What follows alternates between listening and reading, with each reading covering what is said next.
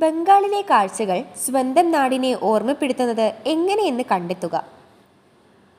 അങ്ങിങ്ങായി തെങ്ങുകളും താലവൃക്ഷങ്ങളും തലയുയർത്തി നിൽക്കുന്ന പറമ്പുകൾ, മുളങ്കൂട്ടം തെറിച്ചു നിൽക്കുന്ന മതിലുകൾ, വാഴത്തോട്ടങ്ങൾ, പച്ചക്കറി വളപ്പുകൾ, ആൾത്തറകൾ, ആമ്പൽക്കുളങ്ങൾ, കണ്ണെത്താ ദൂരത്തോളം വ്യാപിച്ചു കിടക്കുന്ന നെൽപ്പാടങ്ങൾ, അവയുടെ കരയിൽ കാണുന്ന പുല്ലുമേഞ്ഞ കുടിലുകൾ എന്നിവ ലേഖകനെ സ്വന്തം നാടിനെ ഓർമ്മപ്പെടുത്തുകയും അനുഭവിപ്പിക്കുകയും ചെയ്തു. നഗരത്തിൻ്റെ നിരന്തരമായ ഖരഖരാരവം, ഒഴിഞ്ഞ പാടങ്ങളിലൂടെ ഇഴഞ്ഞു നീങ്ങുന്ന ചെറിയ നിരത്ത്. സമാനമായ പ്രയോഗങ്ങൾ പാഠഭാഗത്തു നിന്ന് കണ്ടെത്തി എഴുതുക. ഇത്തരം പ്രയോഗങ്ങൾ യാത്രാ വിവരണത്തെ കൂടുതൽ ആകർഷകമാക്കുന്നത് എങ്ങനെ? കുറിപ്പ് തയ്യാറാക്കുക. നഗരത്തിൻ്റെ നിരന്തരമായ ഖരഖരാരവം. യന്ത്രങ്ങളുടെയും വാഹനങ്ങളുടെയും ആളുകളുടെയും മറ്റും ശബ്ദങ്ങളാൽ മുഖരിതമായിരിക്കും എപ്പോഴും നഗരങ്ങൾ. നഗരത്തിൽ നിന്നും ഗ്രാമത്തിലെത്തുന്ന ഒരാളുടെ മനസ്സിൽ ഗ്രാമത്തിൻ്റെ ശാന്തതയും നൈർമല്യവും ആഴത്തിൽ പതിയുന്നതിന് ഇത്തരം പ്രയോഗങ്ങൾ സഹായിക്കുന്നു. ഒഴിഞ്ഞ പാടങ്ങളിലൂടെ ഇഴഞ്ഞു നീങ്ങുന്ന ചെറിയ നിരത്ത്. ഇഴഞ്ഞു നീങ്ങുക എന്ന പ്രയോഗം പാമ്പിൻ്റെ ചലനത്തെ സൂചിപ്പിക്കുന്നു. പണിയാളുകളില്ലാത്ത വിശാലമായ പാടങ്ങൾക്കിടയിലൂടെ വളഞ്ഞു പുളഞ്ഞു നീണ്ടു കിടക്കുന്ന പാത പാമ്പിൻ്റെ പ്രതീതി ജനിപ്പിക്കുന്നു. വായുവിൽ സംഗീത വീജികൾ പോലെ പരിസരത്തെ വിശാലതയിൽ കുറേ കുടിലുകൾ ഉൾച്ചേർന്നു കിടക്കുന്നു.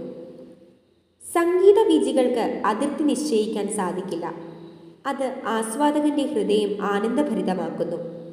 അതുപോലെയാണ് ശാന്തിനികേതനത്തിലെ വിശാലതയിൽ അതിർത്തി പോലും നിശ്ചയിക്കപ്പെടാത്ത കുറേ കുടിലുകൾ ഉൾച്ചേർന്നു കിടക്കുന്നത്. കൂടുതൽ പരിചയപ്പെടുമ്പോൾ മാത്രമാണ് അവിടെ ഒരു വിശ്വവിദ്യാലയം സ്ഥിതി ചെയ്യുന്നു എന്ന് നമുക്ക് മനസ്സിലാവുക. അതിൻ്റെ ശാന്തിയും സമാധാനവും അനുഭവിച്ചറിയുക. നെൽപ്പാടങ്ങളിൽ കറുത്ത പുള്ളികൾ പോലെ തോന്നുന്ന പുല്ലുമാടങ്ങൾ. വിശാലമായ നെൽപ്പാടങ്ങളുടെ കരയിൽ അവിടവിടെ കാണപ്പെടുന്ന പുല്ലുമേഞ്ഞ കുടിലുകൾ ദൂരക്കാഴ്ചയിൽ കറുത്ത പുള്ളികൾ പോലെ ലേഖകന് അനുഭവപ്പെടുന്നു. ഇത്തരം പ്രയോഗങ്ങൾ യാത്രാ വിവരണങ്ങളെ കൂടുതൽ ആകർഷകമാക്കുന്നുണ്ട്. കുറഞ്ഞ വാക്കുകളിലൂടെ, വർണ്ണനകളിലൂടെ തങ്ങൾ കണ്ട പ്രദേശങ്ങളും കാഴ്ചകളുമെല്ലാം സഞ്ചാര സാഹിത്യകാരൻ അവതരിപ്പിക്കുമ്പോൾ വായനക്കാരൻ്റെ മനസ്സിൽ ഒരു മനോഹര ചിത്രമായി അവ പതിയുന്നു. പ്രാചീനവും അർവാചീനവുമായ ഭാരതീയ ചിത്രകലകളുടെ മാതൃകകൾ. പദങ്ങളുടെ അർത്ഥവ്യത്യാസമുണ്ട്. ഇത്തരത്തിലുള്ള കൂടുതൽ ഉദാഹരണങ്ങൾ കണ്ടെത്തി എഴുതുക. പ്രാചീനം എന്ന വാക്കിന് പഴയ കാലത്തുള്ളത് എന്നും അർവാചീനം എന്ന വാക്കിന് പുതിയത് എന്നുമാണ് അർത്ഥം. കൂടുതൽ ഉദാഹരണങ്ങൾ: അങ്ങിങ്ങായി, അങ്ങും ഇങ്ങുമായി. ഉച്ചനീചത്വങ്ങൾ, സുഖദുഃഖങ്ങൾ, രാപ്പകലുകൾ, കയറ്റിറക്കങ്ങൾ. പുല്ലുമേഞ്ഞ കുറെ കുടിലുകളുടെയും മാന്തോപ്പുകളുടെയും മധ്യേ ഒരു വിശ്വവിദ്യാലയം. കലാഭവനം, സംഗീത ഭവനം, ഗ്രാമീണ പുനരുദ്ധാരണ കേന്ദ്രം. ശാന്തിനികേതനത്തിലെ വിദ്യാഭ്യാസ രീതികളുടെ ചില പ്രത്യേകതകളാണിവ. ഇതിനെക്കുറിച്ചുള്ള നിങ്ങളുടെ നിരീക്ഷണങ്ങൾ അവതരിപ്പിക്കുക. ടാഗോറിൻ്റെ വിദ്യാഭ്യാസ, സാമൂഹിക, സാംസ്കാരിക, പ്രകൃതി, കലാദർശനങ്ങൾ ഒത്തുചേർന്നിടമാണ് ശാന്തിനികേതൻ. ശാന്തിയുടെ, സമാധാനത്തിൻ്റെ ഇടമെന്ന് പേര് തന്നെ സൂചിപ്പിക്കുന്നു. ഇവിടെ പഠനം പ്രകൃതിയുടെ ഒരു ഭാഗം തന്നെയാകുന്നു. ചിത്ര, ശില്പകലാ പഠനങ്ങൾ അഭ്യസിപ്പിക്കുന്ന ഇടത്തിന് കലാഭവനമെന്നും സംഗീതം അഭ്യസിക്കുന്ന ഇടത്തിന് സംഗീത ഭവനമെന്നും പേര് നൽകിയിരിക്കുന്നു. ഭവനമെന്നാൽ വീട്, എല്ലാവർക്കും ഏറ്റവും പ്രിയപ്പെട്ട ഇടം. കലാഭവനത്തിലും സംഗീത ഭവനത്തിലും പഠിക്കുന്ന ഓരോ ആളുകൾക്കും ഇത് പ്രിയമേറിയ ഇടമായി മാറുന്നു. ഏതൊരു സമൂഹവും പരിഷ്കൃതമാകുന്നത് ചുറ്റുപാടുകൾ അറിഞ്ഞ്, പഠിച്ച് സാമൂഹിക പ്രവർത്തനങ്ങളിൽ ഏർപ്പെടുന്ന ഒരു പറ്റം ആളുകളിലൂടെയായിരിക്കും. അതിനുതകുന്ന പരിശീലനം നൽകുന്നിടത്തിന് ശ്രീനികേതനം എന്ന് പേര് നൽകിയിരിക്കുന്നു. ശ്രീ എന്നാൽ ഐശ്വര്യം. ഒരു പ്രദേശത്തിൻ്റെ തന്നെ ഐശ്വര്യമായി മാറുന്നു ശ്രീനികേതൻ. ചുരുക്കത്തിൽ സ്വച്ഛതയും ശാന്തിയും സമാധാനവും ഒത്തുചേർന്ന ഒരു പുണ്യാശ്രമമാകുന്നു ശാന്തിനികേതനം. യാത്രാനുബന്ധമായി സുജാത ദേവി എഴുതിയ കത്തിലെയും SKയുടെ യാത്രാ വിവരണത്തിലെയും ആവിഷ്കാരത്തിൻ്റെ പ്രത്യേകതകൾ കണ്ടെത്തി എഴുതുക. സുജാത ദേവി തന്റെ സഹോദരി സുഗതകുമാരിക്ക് എഴുതിയ കത്തിന്റെ രൂപത്തിലാണ് യാത്ര വിവരിച്ചിട്ടുള്ളത്. തന്റെ 2 മാസം നീണ്ടുനിന്ന യാത്രയിൽ കണ്ട സ്ഥലങ്ങളെക്കുറിച്ച് വർണ്ണിക്കുന്നതിനു പകരം തന്റെ അനുഭവങ്ങളും യാത്രാ ദൈർഘ്യവും അനുഭവിച്ച ക്ലേശങ്ങളും ഒടുവിൽ നേടിയ അനുഭൂതികളുമാണ് അവർ ആവിഷ്കരിക്കുന്നത്. 12 വർഷം തന്റെ ജീവിതത്തിൽ നിന്നും താൻ പഠിച്ച കാര്യങ്ങളേക്കാൾ പ്രായോഗിക പാഠങ്ങൾ 2 മാസത്തെ യാത്രാനുഭവം കൊണ്ട് പഠിക്കാൻ സാധിച്ചുവെന്ന് ലേഖിക സാക്ഷ്യപ്പെടുത്തുന്നു. കത്തിന്റെ രൂപത്തിലാണ് ആവിഷ്കാരം എന്നതുകൊണ്ട് തന്നെ ഭാഷ ലളിതമാണ്. പൂർണ്ണാർത്ഥത്തിലുള്ള ഒരു യാത്രാ വിവരണമാണ് എസ് കെ പൊറ്റക്കാട് എഴുതിയ ശാന്തിനികേതൻ. ശാന്തിനികേതനത്തെയും ചുറ്റുപാടുകളെയും സൂക്ഷ്മമായി നിരീക്ഷിച്ച് പഠിച്ച് വായനക്കാരിലേക്ക് എത്തിക്കുകയാണ് അദ്ദേഹം. കേരള ഭൂപ്രകൃതിയുമായുള്ള താരതമ്യം, വായനക്കാരന്റെ ഹൃദയത്തിൽ ആഴത്തിൽ പതിയാനുതകുന്ന വാഗ്മയ ചിത്രങ്ങൾ, ഭാഷയിലെ ആലങ്കാരികത, ദീർഘമായ വാക്യങ്ങൾ എന്നിവ രചനയുടെ ചാരുത വർദ്ധിപ്പിക്കുന്നു. ഒട്ടകക്കൂട്ടങ്ങളും ആട്ടിൻപറ്റങ്ങളും അവയെ തെളിച്ചു പോകുന്നവരും നിഴലുകളായി മാറും. കാഴ്ചകളെ ദൃശ്യാനുഭവമാക്കി മാറ്റുന്ന അവതരണമാണ് മരുഭൂമിയുടെ ആത്മകഥ എന്ന യാത്രാക്കുറിപ്പിൽ. മറ്റു സന്ദർഭങ്ങൾ കൂടി കണ്ടെത്തി എഴുതുക. കാഴ്ചകളെ ദൃശ്യാനുഭവമാക്കുന്ന സന്ദർഭങ്ങൾ. യാത്രികൻ അനന്തമായ മണൽപ്പരപ്പിലൂടെ ഉന്മാദിയെപ്പോലെ നടക്കുന്നതിനിടയിലായിരിക്കും പെട്ടെന്ന് ഇരുട്ടിന്റെ പരശുതം കമ്പളങ്ങൾ പുതപ്പിച്ച് സൂര്യൻ പിൻവാങ്ങുക. അസ്തമയ രശ്മികൾ മണൽപ്പരപ്പിൽ അസംഖ്യം പാതകൾ തീർക്കും.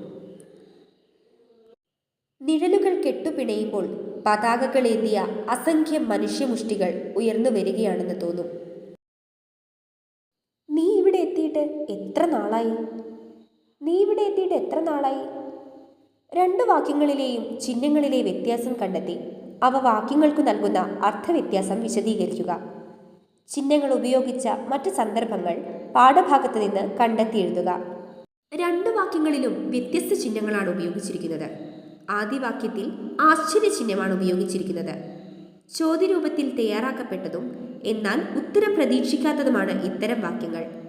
ആശ്ചര്യം, ദേഷ്യം, വെറുപ്പ്, സന്തോഷം, സങ്കടം, പരിഹാസം തുടങ്ങിയ വികാരങ്ങൾ പ്രകടിപ്പിക്കാൻ ഇത്തരം വാക്യങ്ങൾ ഉപയോഗിക്കുന്നു.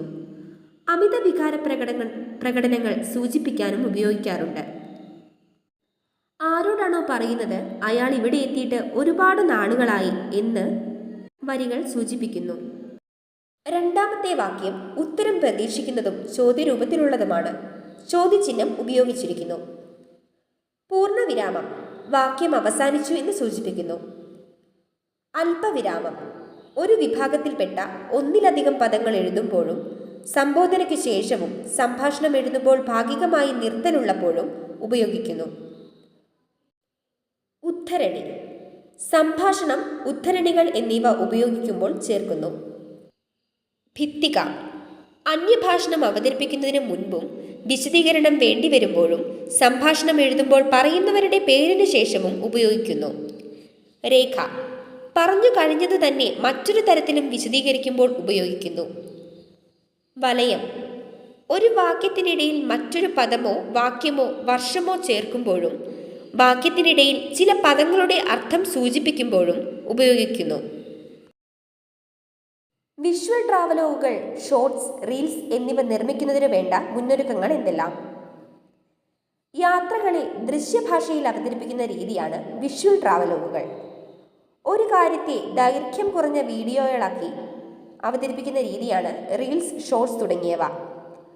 60 സെക്കൻഡ് നീളമുള്ള റീലുകളാണ് സാധാരണയായി അവതരിപ്പിക്കുക. യൂട്യൂബിൽ ചെറു വീഡിയോകളായി അവതരിപ്പിക്കുന്ന രീതിയാണ് ഷോർട്സ്. ഇവ ഓരോന്നും ചിത്രീകരിക്കുമ്പോൾ പ്രത്യേക മുന്നൊരുക്കങ്ങൾ എടുക്കണം. ഓരോ ഘട്ടവും വ്യക്തമായി ആസൂത്രണം ചെയ്യണം. ദൃശ്യവൽക്കരിക്കുന്നതിന് ഉപയോഗിക്കുന്ന വിഷയത്തിൻ്റെ മേഖല, വ്യാപ്തി, വലുപ്പം, സ്ഥലം, സമയം എന്നിവ പ്രധാനമാണ്. സ്ക്രിപ്റ്റ് നിർബന്ധമാണ്. സ്റ്റോറി ബോർഡ് തയ്യാറാക്കണം. നിർബന്ധമായും ഉൾപ്പെടുത്തേണ്ട കാര്യങ്ങൾ തീരുമാനിക്കണം. ഔചിത്യപൂർവം ദൃശ്യങ്ങൾ തിരഞ്ഞെടുക്കണം. അവതരണ രീതിയെക്കുറിച്ച് ധാരണയുണ്ടാവണം.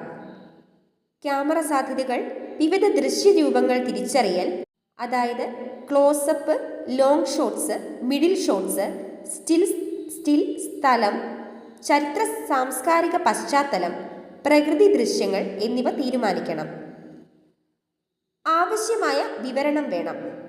ശബ്ദമിശ്രണം, ആനിമേഷൻ സാധ്യതകൾ എന്നിവ പരിശോധിക്കണം. എഡിറ്റിംഗ് ശ്രദ്ധിക്കണം. സംക്ഷിപ്തത, ആകർഷകത്വം. യാത്രാ വിവരണ പതിപ്പ് തയ്യാറാക്കുമ്പോൾ ശ്രദ്ധിക്കേണ്ട കാര്യങ്ങൾ: യാത്ര ചെയ്ത സ്ഥലം, പ്രത്യേകതകൾ, അനുഭവങ്ങൾ എന്നിവയൊക്കെ അവതരിപ്പിക്കാം. വൈവിധ്യമാർന്ന ശൈലികൾ സ്വീകരിക്കാം. ഉചിതവും ആകർഷകവുമായ ഭാഷാപ്രയോഗം. ആവശ്യമായ വിവരണം. സമഗ്രത. എസ്.കെ. പൊറ്റക്കാടിൻ്റെ സഞ്ചാര സാഹിത്യത്തിൻ്റെ പ്രത്യേകതകൾ: അനുവാചകരെ ഒപ്പം കൂട്ടിക്കൊണ്ടുപോകുന്ന അവതരണ രീതി. താൻ സഞ്ചരിച്ച നാടുകളിലെ മനുഷ്യരെയും കാഴ്ചകളെയും ചരിത്രത്തെയും സംസ്കാരത്തെയും ആചാരങ്ങളെയും ഒക്കെ പരിചയപ്പെടുത്തുന്നു. ഭാഷ സുന്ദരമാണ്. വർണ്ണനകൾ, രസകരമായ അവതരണങ്ങൾ, നർമ്മബോധം, കേരളവുമായി താരതമ്യം ചെയ്യുന്ന രീതികൾ, ഉദാത്തമായ മനുഷ്യസ്നേഹം, സൂക്ഷ്മമായ നിരീക്ഷണ പാടവം, അതത് പ്രദേശത്തിൻ്റെ ഭാഷ, വേഷം, ഭക്ഷണം എന്നിവയെല്ലാം മനസ്സിലാക്കിക്കൊണ്ടുള്ള യാത്രകൾ. ശാന്തിനികേതനം. തൻ്റെ പിതാവായ മഹർഷി ദേവേന്ദ്രനാഥ ടാഗോർ 1863 തുടക്കം കുറിച്ച ശാന്തിനികേതൻ ആശ്രമം 1901 ഒരു കലാകേന്ദ്രവും വിദ്യാലയവുമായി രവീന്ദ്രനാഥ ടാഗോർ മാറ്റിയെടുത്തു. കൊൽക്കത്തയിലെ ബിർഭും ജില്ലയിലെ ബോൽപൂർ ഗ്രാമത്തിലാണ് ശാന്തിനികേതൻ സ്ഥിതി ചെയ്യുന്നത്. കൊൽക്കത്തയിൽ നിന്നും 160 കിലോമീറ്റർ അകലെയാണിത്. ശാന്തിയുടെയും സമാധാനത്തിൻ്റെയും ഇടമെന്നാണ് പേരിനർത്ഥം. നോബൽ സമ്മാനമായി ലഭിച്ച തുക മുഴുവൻ ടാഗോർ ശാന്തിനികേതനത്തിനായി ചിലവഴിച്ചു. 1921 ഈ വിദ്യാലയം വിശ്വഭാരതി സർവകലാശാലയാക്കി ഉയർത്തി. ലോകത്തിൻ്റെ വിവിധ ഭാഗങ്ങളും ഭാരതവും ഒന്നിക്കുന്ന സ്ഥലമെന്ന അർത്ഥത്തിലാണ് വിശ്വഭാരതി എന്ന പേര് നൽകിയത്. എത്ര വിശ്വം ഭവത്യേക നീടം, ഇവിടെ ലോകം ഒരു പക്ഷിക്കൂടായി മാറുന്നു എന്നതാണ് ആ കലാലയത്തിൻ്റെ മുദ്രാവാക്യം. ഇവിടെ ടാഗോറിൻ്റെ വിദ്യാഭ്യാസ, സാമൂഹിക, സാംസ്കാരിക, പ്രകൃതി, കലാദർശനങ്ങൾ ഒത്തുചേരുന്നു. 2023 യുനെസ്കോയുടെ ലോക പൈതൃക പട്ടികയിൽ ഇടം നേടി. നോബൽ സമ്മാന ജേതാവ് അമർത്യ സെൻ അടക്കം നിരവധി പ്രതിഭാശാലികളെ സൃഷ്ടിച്ച സ്ഥാപനമാണിത്.